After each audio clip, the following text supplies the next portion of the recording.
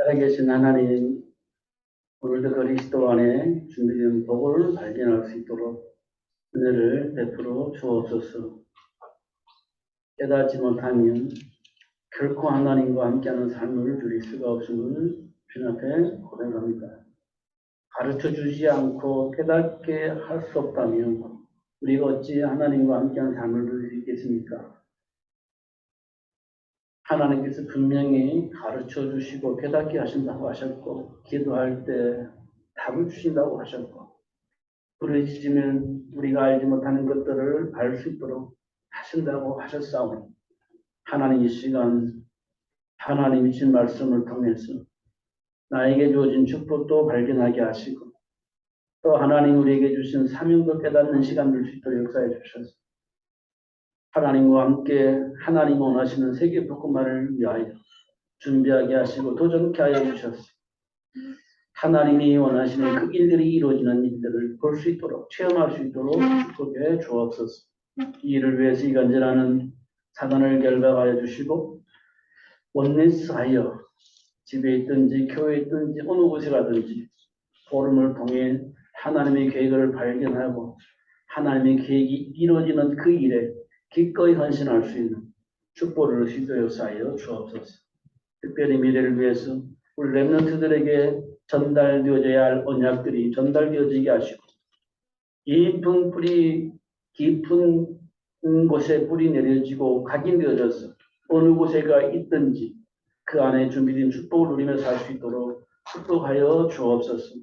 환경에 통해서 흔들리지 않게 하시고, 감정을 통해서 흔들리지 않게 하시고, 내 안에 잘못된 각인된 것으로 말미암아 흔들리지 않게 하시고, 언약 속에 준비된 축복을 보고 누리는 삶이 될 수 있도록 역사하여 주옵소서. 예수 그리스도 이름으로 기도하옵나이다.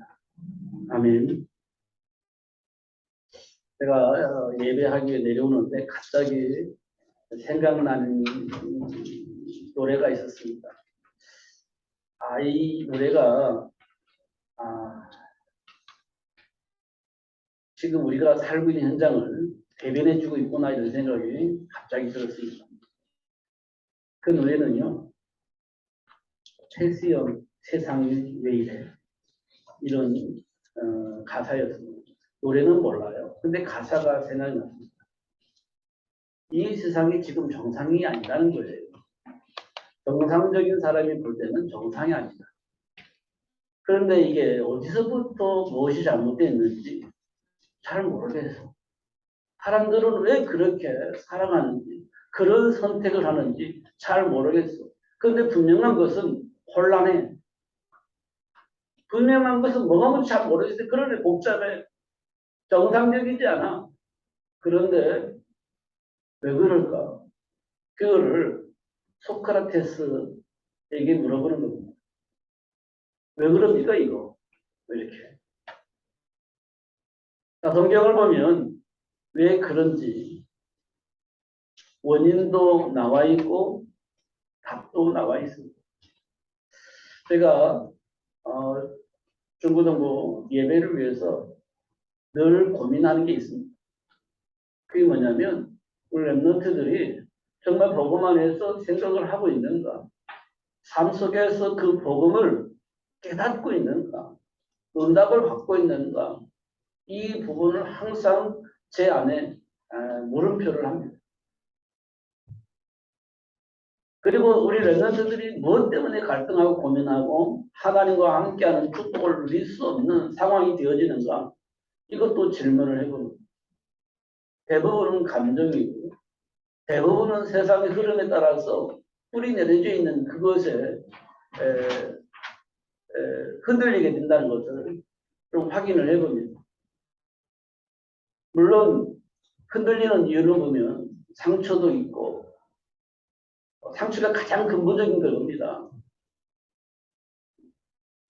그 다음에 세상의 문화 속에서 자유를 누리기 위해서 따라가는 겁니다.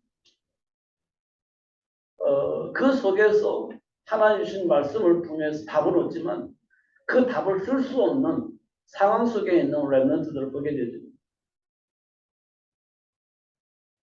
그러면서 쭉 확인해 보니까 가인과 아벨 사건을 통해서 상황을 좀 볼 수가 있었습니다.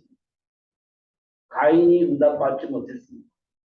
근데 응답받지 못한 가인이 세상을 지배를 해요. 놀라운 일이죠. 그 속에 가인은 죽임을 당합니다. 성경에 보니까 불신자인 애굽이 세상을 지배하는 나라가 되어집니다. 놀라운 일입니다. 그런데 하나님의 백성이 그 나라의 노예로 들어가요. 놀라운 일이죠. 주변에 강대국들이 강성합니다. 불신자들이에요. 그들이 이스라엘 백성들을 포로로 잡아갑니다. 로마는 불신자예요. 그런데 그들이 이스라엘을 속국으로 삼아버립니다. 왜 그럴 것 같습니까?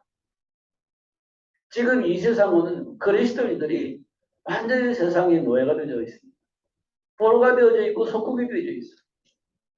창세기 6장 내피는 문화 속에 드러난 것처럼 하나님의 백성들이 그 문화 속에 들어갔습니다. 성공을 위해서, 자기가 원하는 삶을 위해서 사단의 문화 속으로 기어 들어가 버렸습니다. 이 세상 누가 살려? 없습니다. 이런 시대에 우리가 살고 있습니다. 성공도 하는 것 같고 자기가 원하는 삶을 사는 것 같은데 세상은 혼란한 그 세상을 본 오늘 가수는 태수형 이 세상 왜 이래 이렇게 노래를 한 것 같습니다. 성경에 기록된 내용을 보면 원인도 알고 답도 알고 또 하나님의 시간표도 볼 수가 있습니다. 우리는 포럼을 해보면 답을 알고 있어요. 그래서 막 이렇게 하고 싶다 저렇게 하고 싶다 얘기를 합니다. 그런데 현장 나가면 안 돼요. 할 수가 없습니다. 근본적인 문제는 뭐냐면 하나님 말씀을 믿는데 안 믿는 거예요. 하나님의 말씀을 아는데 믿는데 안 믿는 거예요. 그러니까 그 선택을 못하는 겁니다. 하나님 편에서 선택을 해야 되는데 못해요. 그러니까 또 실패하잖아요. 그러면 말씀 듣고 또 회개를 합니다. 그리고 그렇게 되어지기를 원해요. 그렇기도 합니다. 그리고 현장에 나가면 또 선택을 하지 못해요. 왜냐? 사실을 모르니까. 사실을 안 믿으니까. 배경을 모르니까. 또 그런 선택을 해버리고만은 결과가 나오는 것을 확인할 수 있습니다. 이게 근본적인 우리가 가지고 있는 문제의 원인이 안 믿는다는 겁니다. 그래서 오늘 창세기 1장 26절을 보면 하나님께서 인간을 왜 창조하셨는지, 왜 창조하시려고 하셨는지 그 내용이 나왔고 그리고 그 일을 위해서 하나님께서 하나님 형상대로 실제 창조하셨고 인간에게는 하나님 원하시는 그 일을 이룰 수 있는 신분도 권세도 부여했다는 사실을 말씀해 주고 있습니다. 이걸 보고 우리는 인간의 정체성 이렇게 말합니다. 그런데 이걸 우리가 안 믿으니까 누리지 못하니까 세상이 말로 표현할 수 없는 어둠 속에 빠져버리는 겁니다. 그래서 하나님이 주신 축복 속에서 세계를 복음할 수 있도록 축복을 하셨는데 누리지 못하니까 세상이요. 누가 지배합니까? 하나님을 떠난 가인이 지배하는 거예요. 하나님을 떠난 강대국들이 일어나서 하나님의 계획 속에 있는 이스라엘 백성들을 포로로 잡아가고 속국으로 잡아버리는 거예요. 지금 이 시대가 다 그런 시대로 바뀌어져 있음을 확인할 수 있습니다. 그게 너무 혼란스럽단 말이에요. 근데 바꿔보려는데 안 바꿔져요. 배경이 안 바뀌어지니까 아무리 노력을 해도 배경이 바뀔 수가 없는 겁니다. 우리는 다시 한번 깊이 묵상하면서 하나님께로부터 응답을 받았으면 좋겠습니다. 모르니까 안 되는 거예요. 근데 실제적으로 환경에 지배를 당하니 극복할 수가 없는 겁니다. 그래서 우리는요, 뭡니까? 환경 탓을 해요. 환경이 그런 어쩔 수가 없었다. 환경 탓을 합니다. 그걸 넘어서야 되는데 못 넘어서는 겁니다. 그리고 사람 탓을 해요. 사람 탓을 하는 겁니다. 왜냐? 사람 때문에 내가 이렇게 됐다. 이렇게 생각하니 사람 탓을 하는 겁니다. 그 넘어서서 하나님 주신 걸 누릴 수가 없는 겁니다. 넘어설 수가 없는 겁니다. 그걸 우리는 원망이라고 합니다. 그러면 어떻게 되겠습니까? 망하는 겁니다. 성경은 그렇게 말하고 있어요. 아담과 하와가 원망을 했습니다. 왜요? 죽음에 대한 두려움 때문에. 그러면 문제가 해결되나요? 해결되지 않습니다. 그럼 어떻게 해요? 망하는 겁니다.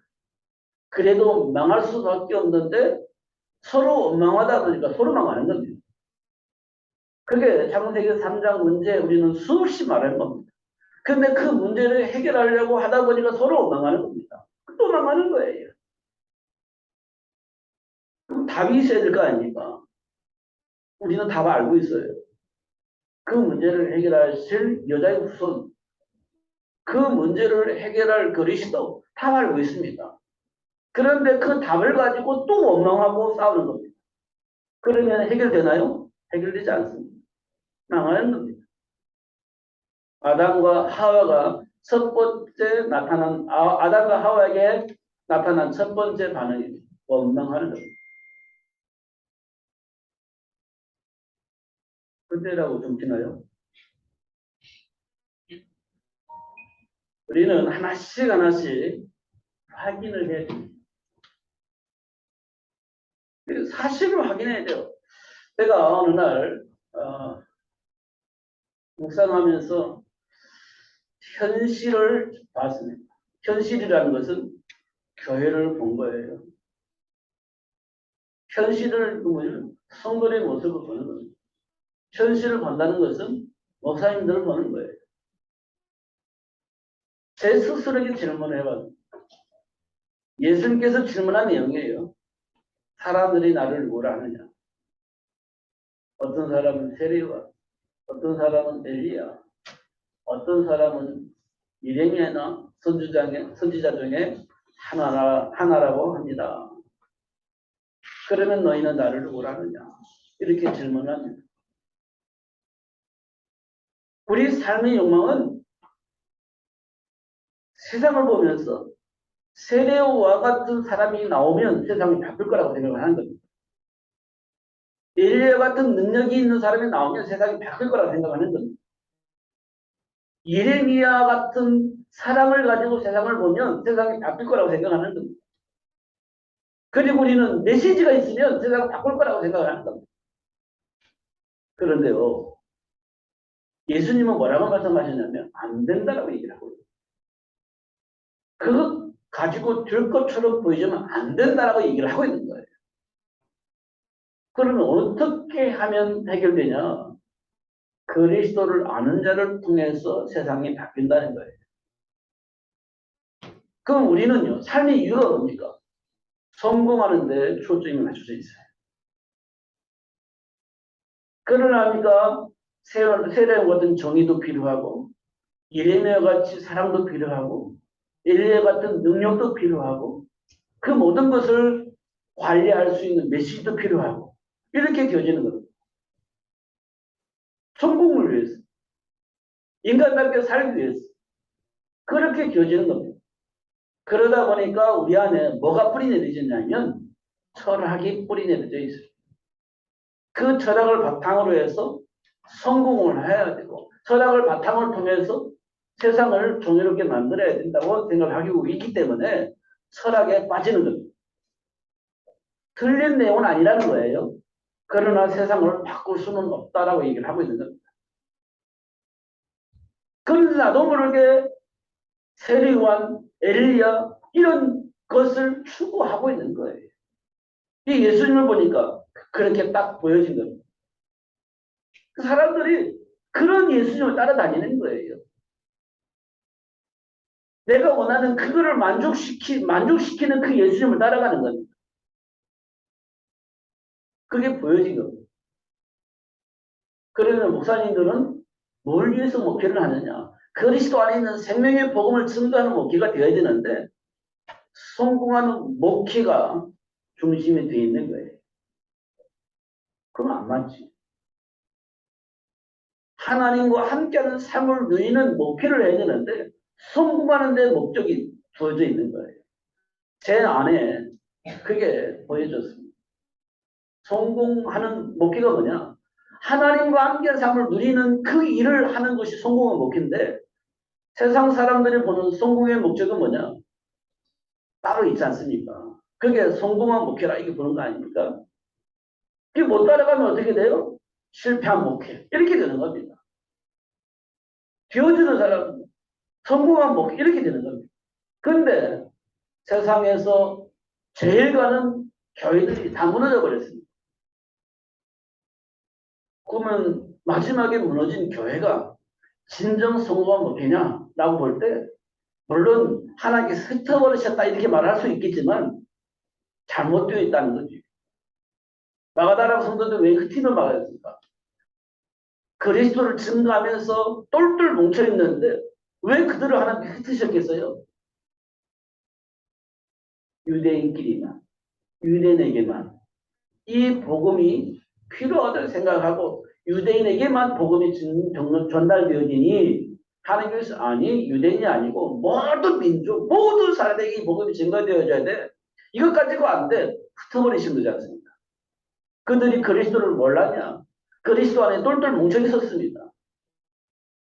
집에 있든지 교회에 있든지 오직 그리스도 날마다 제자의 수가 더해지는 이 그리스도의 복음이 증거됐는데 어느 날 흩어버리셨습니다.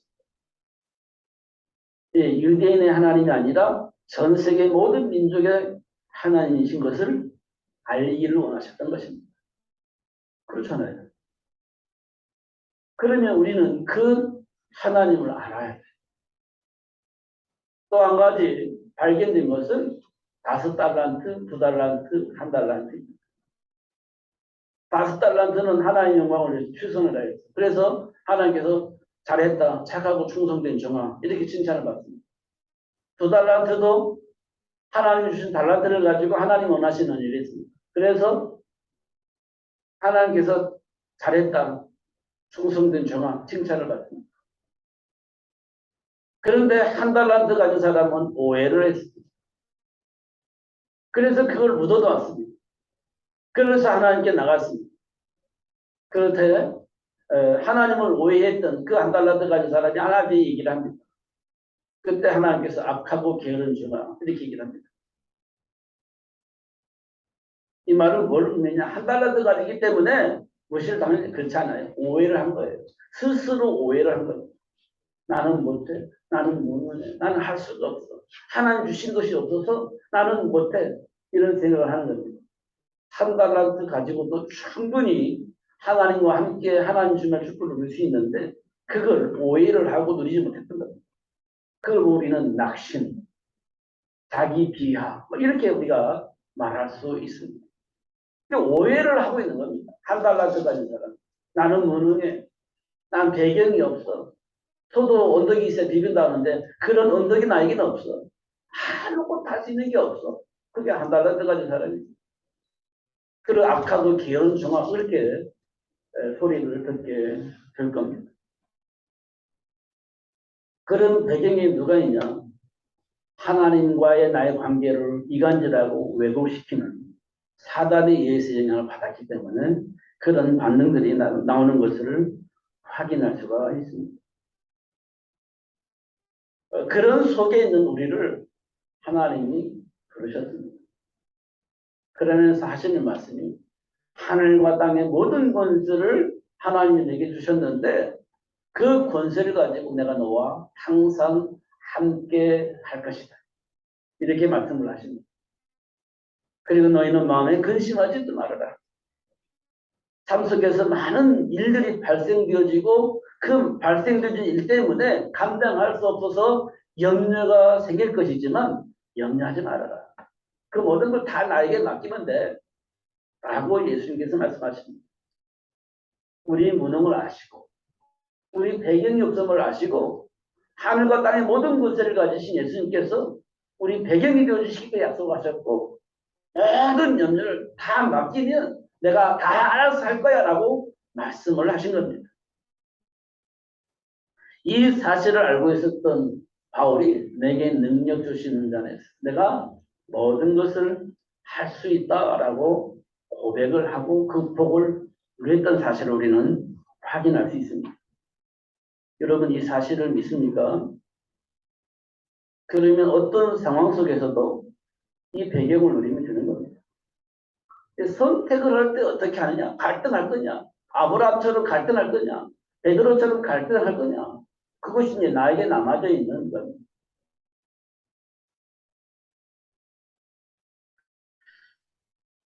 하나님은 당신의 원자들 불러서 정체성을 알 수 있도록 그렇게 역사를 합니다. 가장 근본적인 것은 뭐냐면 그 어느 누구라도 본질상 진노의 자녀라는 겁니다. 그냥 하나님을 떠나기 때문에. 하나님을 떠나버렸기 때문에 어느 누구도 본질상 진노의 자녀라는 겁니다. 이 세상 그 누구도 본질상 진노의 자녀라는 겁니다. 그 증거로 복의 근원으로 부름받은 아브라함이 지금 만났을 때 하나님을 떠납니다. 두려움, 뭐 때문에? 죽음에 대한 두려움 때문에 하나님을 떠나는 겁니다. 그러면 살 거라고 생각을 한 겁니다. 떠나는 거예요. 세계 평화를 위해 선택한 솔로몬 왕은 무슨 선택을 했느냐? 주변의 모든 이방인들이 섬겼던 신을 수용을 했습니다. 그리고 그들이 원하는 대로 신전을 지어줘서 그들이 섬기는 신을 숭배할 수 있도록 허락을 했습니다. 이유는요, 세계 평화입니다. 그런 분쟁이 일어나지 않는다는 겁니다. 그런 평화가 일어난다는 겁니다. 그 다 수용하는 일을 했습니다. 그 신전도 만들어줬어요. 그 세계 평화가 오는 것처럼 느껴졌어요. 그런데 결국은 모든 것이 헛되다고 얘기했습니다. 하나님을 떠난 그 누구도 본질상 진노의 자녀입니다. 율법으로 흠이 없다라고 말했던 사도 바울도 결국은 하나님을 대적하는 일을 하고 맙니다. 율법으로 완성되어져 있는 이 말씀을 가지고 철저하게 지키는 살아온 그가 하나님을 대적하는 일을 합니다. 그러니까 하나님의 은혜 없이는 결국 하나님과 함께 삶을 누릴 수가 없다는 겁니다. 왜냐? 하나님을 떠나 있는 상태이기 때문에 하나님을 만나지 않냐고서는 하나님 준 축복을 누릴 수가 없는 겁니다. 왜 이 부분을 제가 강조를 하냐면 우리가 그래서 그래요. 순간순간 잘못된 선택을 하는 우리들의 모습을 봅니다. 순간순간 잘못된 선택을 해요. 그냥 그게 맞다라고 선택을 했는데 그 맞는 선택이 하나님 떠난 선택이라는 거예요. 그러니까 내 안에 진짜 해방이 뭐고 내 안에 주어진 진짜 축복이 뭔지 모르니까 늘 우리는 잘못된 선택을 하는 거예요. 그게 본질상 진노지 아닌 거예요.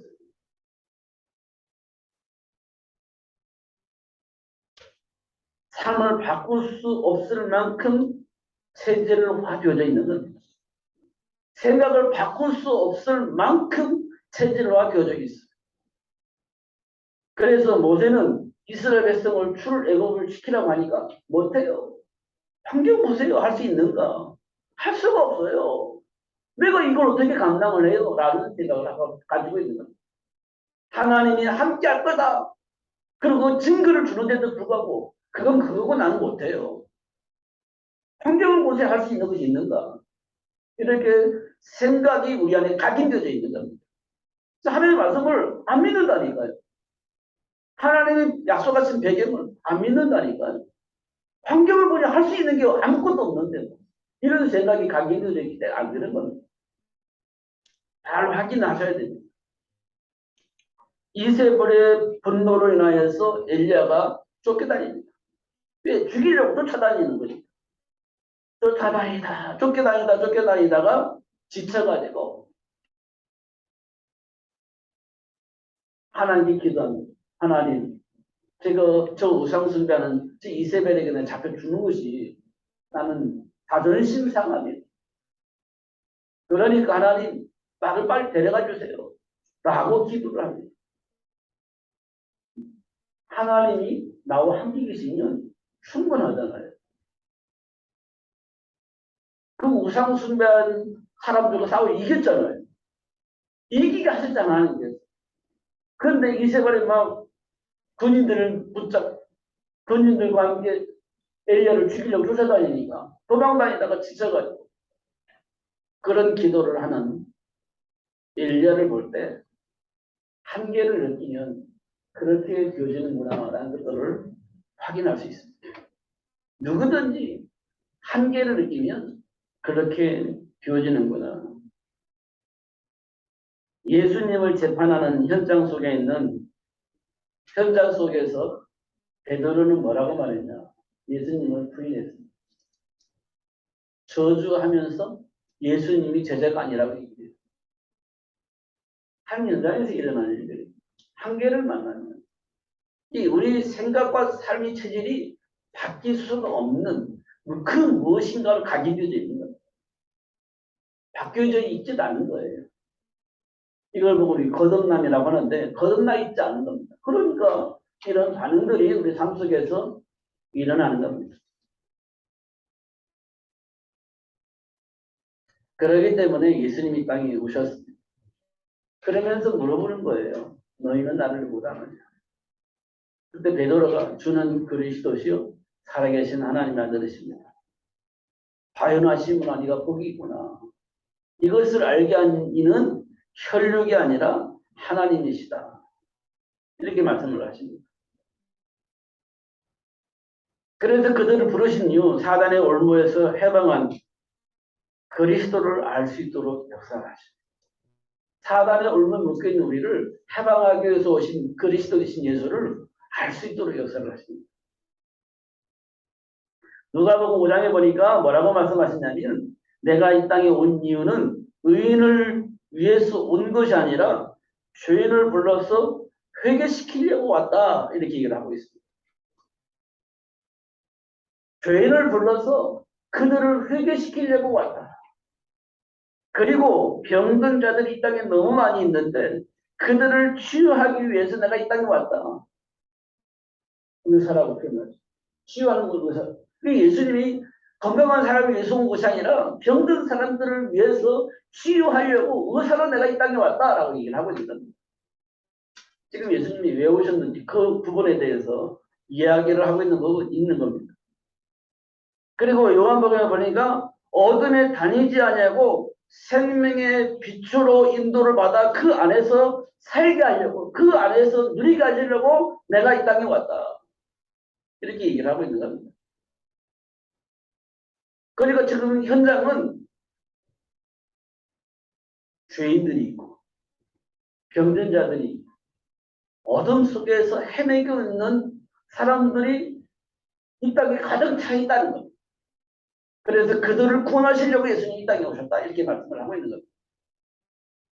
여러분들이 보는 현장의 사람들이 죄인이고 병든 사람이고 어둠 속에서 방황하고 있는 사람들이.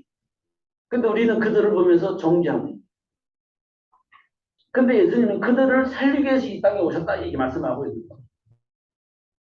생각이 바뀌어져야 됩니다. 그래야 우리는 세계 복음화라는 단어를 쓸 수 있는 거예요. 세계 복음. 그래서 하나님은 원하는 자들에게 그리스도를 통해 정체성을 회복해 주시고 그 축복을 누릴 수 있도록 역사를 하시는 겁니다. 저와 여러분이 그 복을 받은 거예요. 그럼 어떻게 해야 되겠어요? 생각과 삶이 바뀌도록 하나님께서 역사하시겠죠. 그걸 보고 우리는 훈련이라고 얘기합니다. 문제를 만나기도 하고 넘어지기도 하고 문제를 통해서 답도 얻게 되어지고 그런 일들이 벌어집니다. 이걸 보고 우리는 훈련이라고 얘기를 합니다. 넘어지지 않았더라도 훈련이 아니지. 넘어지기도 합니다. 포기할 수밖에 없을 만큼 한계를 느끼기도 합니다. 그렇지만 하나님께서 결코 붙잡으셔서 하나님 원하시는 그 일을 할 수 있도록 역사하시는 것을 확인할 수 있습니다. 이걸 보고 우리는 훈련이라고 합니다. 그래서 각인되어지게 하시고 결국 무너지지 않는 제자로 세워지게 하셔서 세계를 복음할 수 있는 증인이 되어지게 하시는 하나님의 사를 보게 됩니다. 인간 관계의 문제를 가진 세리 마태를 예수님이 찾아옵니다. 그리고 그들과 식사를 합니다. 이 유대인들을 보면 상대를 하지 말아야 할 사람을 예수님이 만난 거예요. 더군다나 식사까지 하는 겁니다. 그러니까 바리새인들이 예수님을 이제는 오해를 하게 됩니다. 저거 문제 있어 이렇게 되는 겁니다. 저거 문제 있어 이렇게 되는 거예요. 어떤 약점을 잡아서라도 저걸 어떻게 없애버려야 되겠다 이렇게 생각을 한 겁니다. 그건 바리새인들이에요.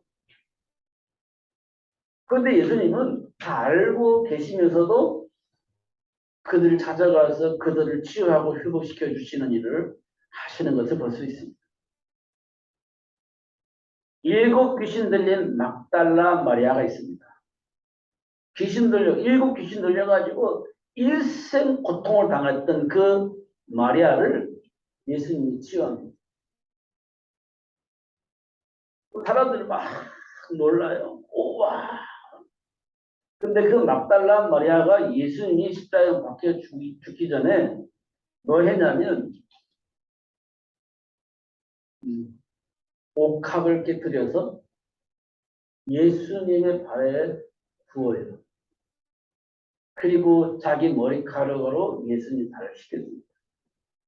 그때 또 발생한 사건이 뭐냐면 야, 그 비싼 옥합을 왜 깨뜨려서 낭비하고 있어? 라고 하는 겁니다. 왜 낭비해? 그거 팔아가지고 가난한 사람 나눠주면 좋았을 뻔했는데 왜 그런 짓을 했어? 라고 얘기를 합니다. 우리가 하는 반응이에요. 하나님의 계획과 상관없이 우리가 가지고 있는 생각, 그 비싼 거 팔아가지고 가난한 사람 나눠줬으면 사람들이 너무 좋아할 건데 왜 그런 짓을 해서? 라고 얘기를 하는 겁니다. 근데 예수님께서 얘기를 합니다. 이 여인이 하는 것이 옳아. 맞는 거야. 왜냐하면 지금 이거는 나를 장사 지내는 거야. 나를 장사 지내는 거야. 내가 이제 엄마님 죽을 거거든. 그거를 얘기한 거야. 라고 예수님께서 얘기를 하는 거예요. 사람들이 그 말을 못 알아듣는 겁니다. 아니, 그래도 그렇지. 이렇게 얘기를 하는 거예요. 말을 못 알아들으면 그런 반응이 나타나는 거예요. 그래서 저 예수. 또 이제 방향이 맞아집니다. 그런 인간들을 위해서 예수님이 오셨다니까요. 그런 인간들을 위해서 예수님이 오신 거예요. 그리고 바리새 사상으로 체질화된 바울은 예수님이 그리스도라고 말하는데 말도 안 되지. 아니야, 저건 하나님의 영광을 이상하게 만든 아주 나쁜 인간이야. 또 죽어야 돼. 라고 한 사람이 바울이에요. 율법으로는 흠이 없는데 예수님을 공격합니다. 그게 바울입니다. 그런 인간을 위해서 예수님이 이 땅에 오셨다라고 말씀하고 있습니다. 그러면서 그들을 오히려 불러서 성인이 되어지게 하시는 하나님의 사를 봅니다. 왜냐? 빌립보 쪽에 보니까 귀신 들려 저 많은 여인이 지역을 완전히 장악을 해버렸어요. 완전히 장악이잖아요. 그리고 저자의 괴악한 자들이 데살로니가 지역을 완전히 장악해버린 겁니다. 그리고 고린도 지역은 우상 숭배하는 자들로 완전히 장악되어 있어요. 그래서 하나님은 그 현장을 살릴 수 있는 사람을 준비해 놓으셨습니다. 그게 누구냐? 빌립보 지역을 살리기 위해서 로디아를 준비해 놓으셨어요. 전쟁으로 빌립보 지역을 완전히 장악한 그 현장을 살리기 위해서 로디아를 준비해 놓으셨고, 로디아와 복음을 가지고 있는 발과 만남을 통해서 귀신 들려 점하는 그 현장의 여인을 복음으로 살려내는 겁니다. 복음으로 살려내니까 그 지역을 살릴 수 있는 교회가 세워져요. 이 빌립보 교회입니다. 누구를 통해서? 로디아 한 사람을 통해서 그 일들이 이루어지는 것을 볼 수가 있습니다. 수많은 사람들이 있어서 되는 게 아니에요. 정말 복음을 가지고 있는 그 한 사람 통해서 현장이 바뀌게 되진다는, 정말 안다면 그런 일들이 벌어집니다. 왜냐? 사단이 이미 예수 안에 박살났기 때문에 아무런 힘이 없어요. 골리앗 힘이 없습니다. 무너집니다.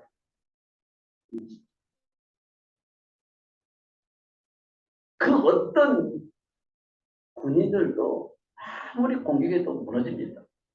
엘리사가 있을 때 엘리사를 무너뜨리기 위해서 18만 5천 명을 보냈잖아요. 그때 감당이 안 돼요. 한 사람 잡으려고 그 수많은 군인을 보내가지고 완전히 도단성을 에워싸잖아요. 그럼 그들이 이겨야지. 근데 지금 하나님이 함께하는 자는 누구를 이겨낼 수가 없어요. 한 사람 때문에 빌립보 지역이, 데살로니가 지역이, 고린도 지역이 살아납니다. 복음을 알고 있는 그 한 사람 때문에, 복음의 이유를 가지고 하나님께로 부름받은 그 한 사람 때문에 지역이 살아나버립니다. 저와 여러분이 그런 사람입니다. 그런 배경을 가지고 있는 사람들이, 그런 축복을 누릴 수 있는 사람들이, 다른 말로 말하면 사명이 있는 사람들이.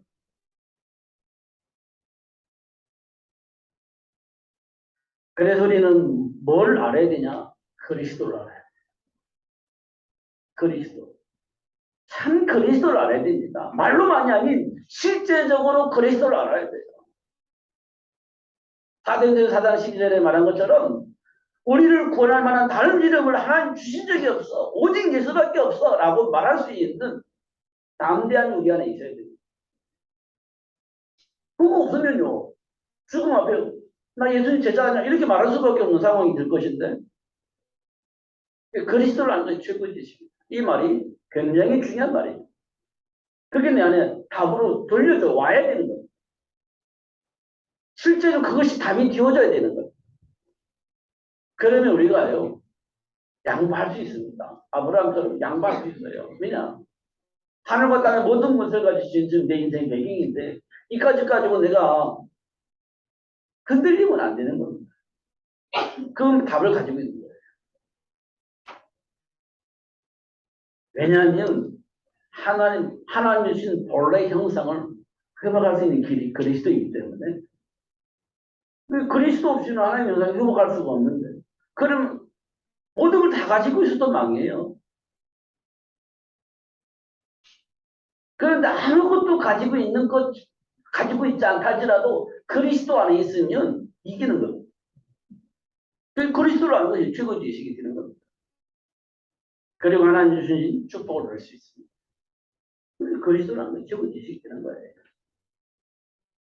이걸 아는 자는 누구도 이기지 못해요. 누구도 감당이 안 돼요. 다윗이 만군의 여호와 이름 나가니 골리앗도 무너지는 겁니다. 만군의 여호와 이름을 기도하니 호게바다도 갈라지는 거예요. 이 그리스도를 아는 것이 최고지식.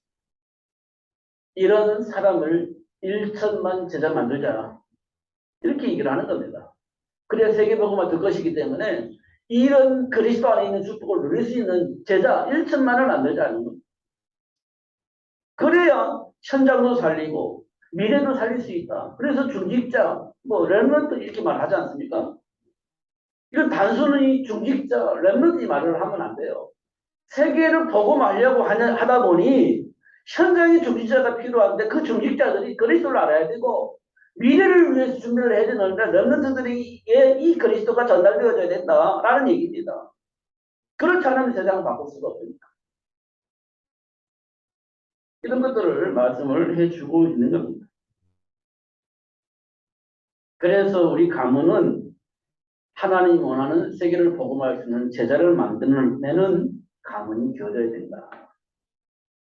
이렇게 말씀을 하고 있어요. 하나님께서 아담과 하와에게 주신 사명이 뭐냐면 생육, 번성, 충만입니다. 그게 세계 복음의 비밀입니다. 아브라함과 사라에게 주신 축복은 뭐냐면 세계를 복의 근원으로 만들 수 있는 이삭을 준비하라는 겁니다. 세상을 복되게 할 수 있는 근원 대신 이삭을 만들어내라는 겁니다.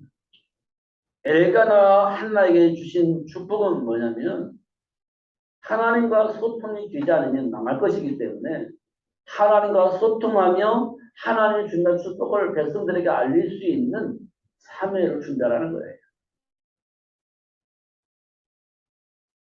그게 가문으로 두는 겁니다. 저와 여러분의 가문이 그런 복을 받은 가문으로 하나님께서 축복하셨고 저와 여러분을 통해서 우리 후손들이 복의 근원의 축복 또 하나님과 소통하면서 하나님 준비한 축복을 전달할 수 있는 후손으로 축복을 받게 되어질 것입니다. 그를 위해서 우리는 언약 붙잡고 캠페. 우리가 흔들리면 후손들이 흔들리기 때문에 어떤 약점이 있다 할지라도 또 어떤 실패를 했다 할지라도 그걸 발판으로 삼아 언약 붙잡고 기도하면서 준비된 축복을 누리게 된다면 우리 렘넌트들이 실패한 그걸 보는 게 아니에요. 실패케 하는 사단의 일을 보고 그 문제를 해결하신 그리스도를 통해서 하나님과 함께 축복을 누리는 것이 답이라는 사실을 알 수 있는 답을 얻게 되어질 것입니다.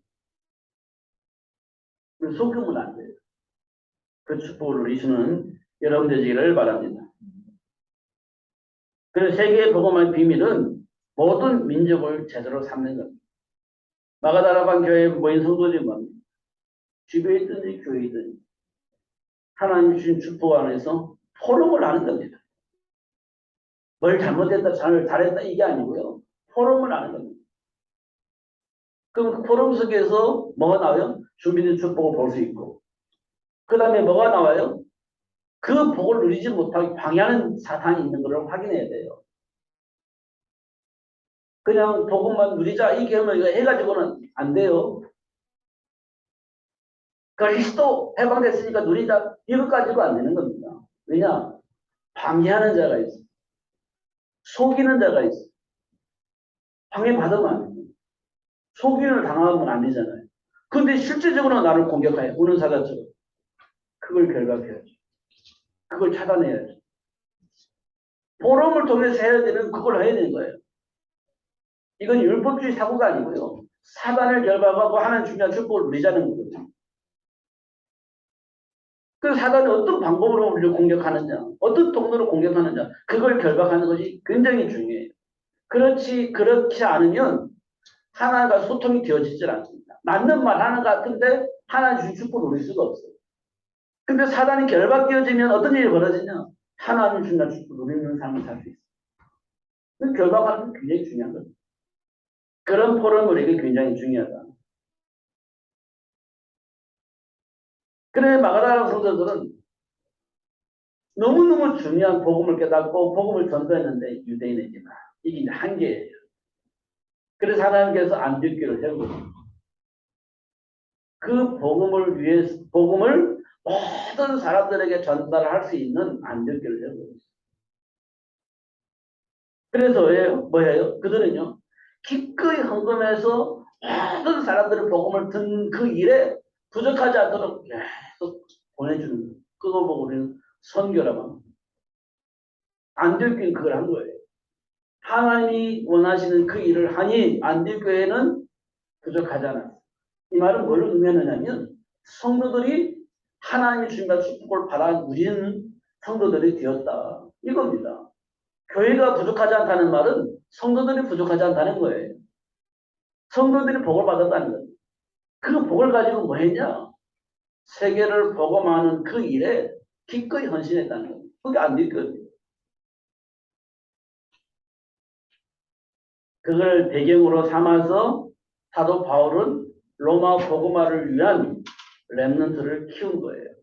휴당에서 들어가서 찾아서 서원에서 양육해서 각 현장에 파견을 하니 어느 날 로마가 복음을 바뀐 겁니다. 그 일을 기꺼이 도운 교회가 어떤 교회냐? 안 될 교회. 더 중요한 것은 현장에 있는 중직자들이 그 복음 안에서 선택을 했다는 겁니다. 복음을 위한 선택을 했다는 거예요. 현장에. 그래 로마서 16장에 기록되어 있는 일꾼들입니다. 숨겨져 있는 중직자. 로마서 16장 일꾼들. 근데 현장에서 그 일을 한 거예요. 그러니까 어떻게 해요? 로마가 더 이상 버티지 못할 겁니다. 로마 황제도 못 버텨요. 그래서 로마가 기독교를 국교로 삼는 일이 벌어지게 된 겁니다. 모든 민족을 제자 삼는 운동입니다. 삶의 현장에 절대 필요한 축복을 받은 제자들의 삶은 뭐냐? 세계 복음화의 일을 전도 제자를 양육하고 파송하는 겁니다. 이거 위에 우리가 할 일이 없어요, 별로. 근데 여기에 방향 맞추면 하나님께서 이 일이 이루어질 수 있도록 축복하신다는 겁니다. 이게 세계 복음화를 위해 준비된 축복이에요. 이 일을 할 수 있도록 하나님께서 신분도 권세도 주셨다는 겁니다. 속지 마시고 누리시는 여러분들이길 바랍니다. 여러분 배경은 별 볼 일이 없어요. 왜냐하면 이미 하나님을 떠나버렸기 때문에 본질상 진노의 자녀예요. 별 볼 일 없어요. 누구나 똑같습니다. 뭐 성공한 사람 똑같아요. 능력 있는 사람 똑같아요. 뭐 정의로운 세례관 똑같아요.